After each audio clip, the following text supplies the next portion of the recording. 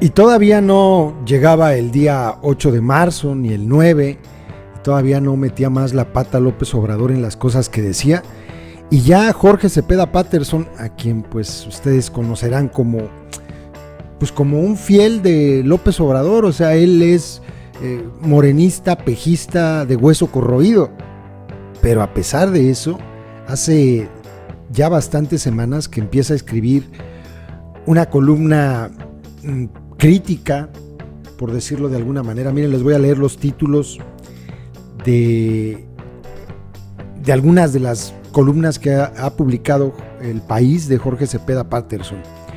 Una dice: hoy falló el presidente. Luego otra dice: la inutilidad de predicar a los conversos. O sea, es un título muy fuerte. Y otro: Lozoya, la otra rifa del presidente. Bueno, pues esta dice: conservadores reales e imaginarios. Les voy a compartir, la publicaron el día 4 de marzo, Jorge Cepeda Patterson, un pejista de hueso corroído, como había dicho. Dice la columna, no está muy larga: Andrés Manuel López Obrador se abrió el camino a la presidencia de México gracias a su verbo obstinado y crítico. Está comenzando a perderla gracias a su verbo obstinado y crítico. La última andanada de encuestas demuestra una caída significativa en sus niveles de aprobación. Si bien siguen siendo positivos, en promedio entre 55 y 61% a favor, son registros 10 o 15 puntos menos a los que exhibía hace 3 o 4 meses. Desde luego ha impactado el desgaste propio del ejercicio de gobierno. Suele suceder aquí y en China. Bueno, quizá en China menos. Pero en la reciente caída de los bonos presidenciales pesa además la percepción de una cerrazón de López Obrador a temas sensibles para la opinión, como la seguridad pública, la salud o los feminicidios. De un tiempo para acá, pobres o pueblo dejaron de ser las palabras más frecuentes en el discurso del presidente. Fueron desplazadas por neoliberal y conservador. Un giro preocupante porque revela a un presidente a la defensiva, a alguien que prioriza una disposición para estar en contra de una entidad, o sea, los conservadores, y no a favor de una causa, o sea, los pobres. La obsesión de López Obrador con sus adversarios le lleva a hacerlos omnipresentes en toda comunicación, lo cual indica el peso que han adquirido en sus ocupaciones y preocupaciones.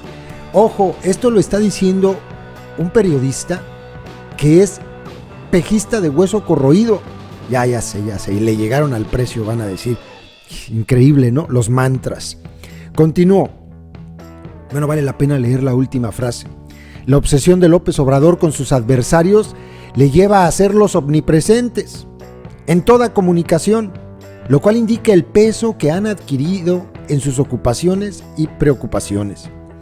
Lo cierto es que los dichos, expresiones y en ocasiones silencios del presidente han provocado malestar y han sido interpretados como actos de soberbia o torpeza, incluso entre círculos que hasta ahora habían sido empáticos con su gobierno o su persona. El presidente ha convertido a su archienemigo en referente de todos los males y contratiempos. El conservadurismo está detrás de la crítica en la prensa nacional o extranjera. Manipula a los grupos de protesta, sean ecológicos, feministas o laborales. Alimenta los comentarios adversos que surgen en redes sociales. Toda muestra de inconformidad o desaveniencia termina siendo espuria porque está inspirada en una ideología conservadora o las acciones de sus agentes. Este domingo, en su municipio natal, Macuspana, calificó de estar imbuidos de conservadurismo a los asistentes de un mitin popular que se quejaban de no haber recibido los apoyos que presumía el presidente.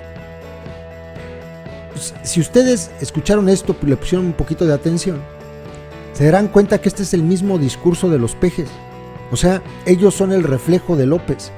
Ellos son pues los voceros de López Obrador, no los voceros, son las repetidoras de López Obrador, incluso hasta en las frases, incluso hasta en los mantras. Ellos articulan un discurso basado en lo que escucharon el día de hoy en la mañanera y repiten lo que dice López Obrador.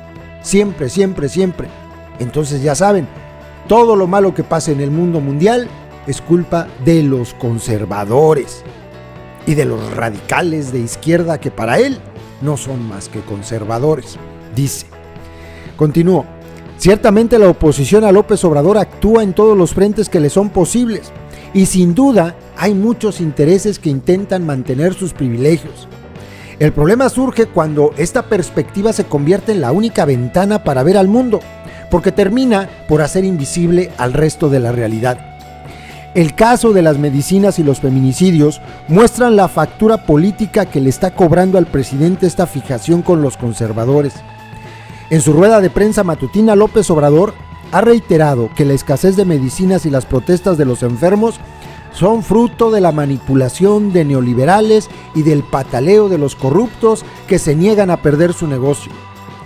Y quizá lo sean en parte, pero lo que la opinión pública observa, por ejemplo, son padres de niños con cáncer terminal desesperados por la interrupción de tratamientos.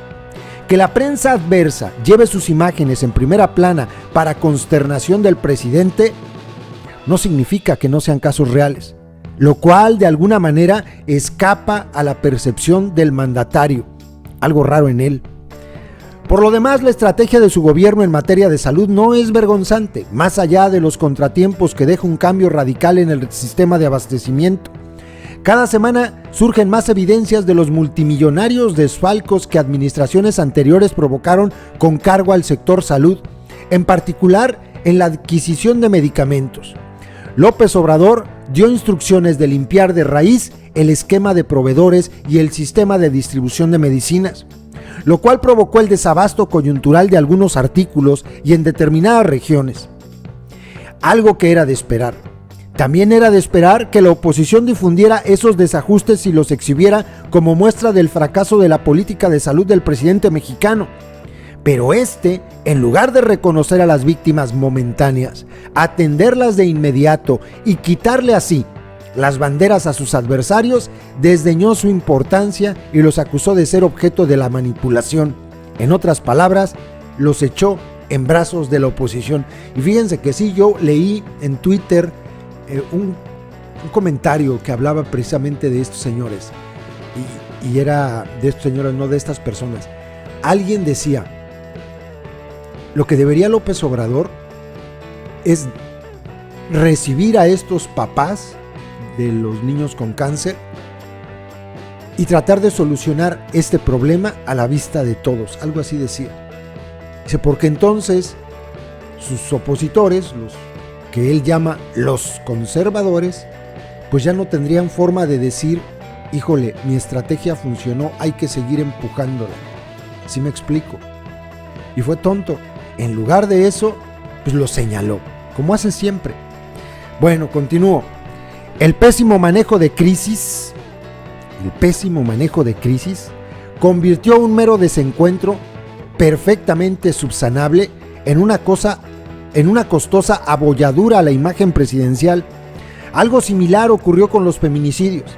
Hace algunas semanas un comentario vago del presidente al respecto fue interpretado como un desdén a la lucha por la equidad de género y provocó una andanada de críticas en redes sociales y medios, en particular en los ámbitos que le son adversos. En lugar de salir al paso y abrazar esta reivindicación, cuestionó la manera en que estos grupos expresan su inconformidad y les acusó de ser instrumento de los conservadores. La incriminación fue gasolina en la hoguera. La encuesta de El Financiero publicada este martes señala que 82% de la población considera mala o muy mala la respuesta del gobierno ante los feminicidios. Los crueles asesinatos de Ingrid Escamilla y la niña Fátima hace unas semanas y la tibia reacción del presidente indignaron a la opinión pública e hicieron inexplicable la posición de López Obrador.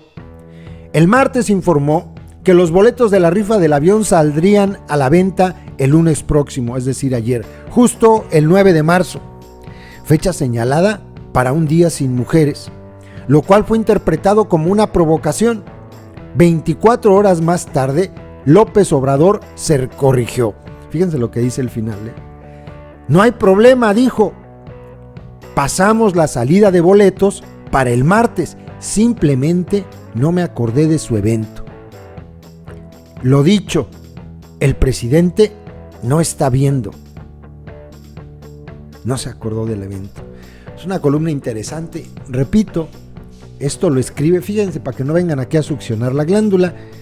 Deberían preocuparse si no les gustan estas cosas, en ir a la página del diario El País, porque esta nota seguramente la leyeron decenas de miles de personas. Vayan y díganle a Jorge Cepeda Patterson: ya te vendiste. En fin, ahí se los dejo, compas. Saludos.